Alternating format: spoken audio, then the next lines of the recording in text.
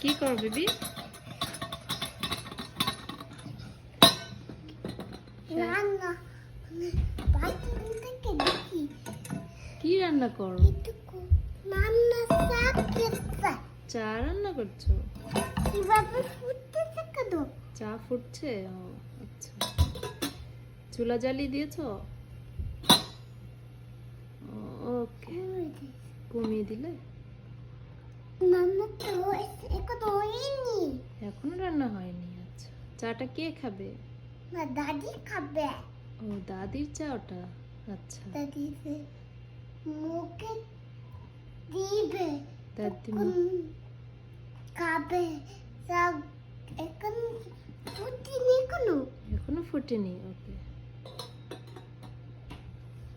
দাদি তো বাংলাদেশ চলে গেছে, চা কে খাবে? দাদি খাবে। দাদি তো বাংলাদেশ চলে গেছে। হ্যাঁ, মামা খাবো চা? মামাকে দিও।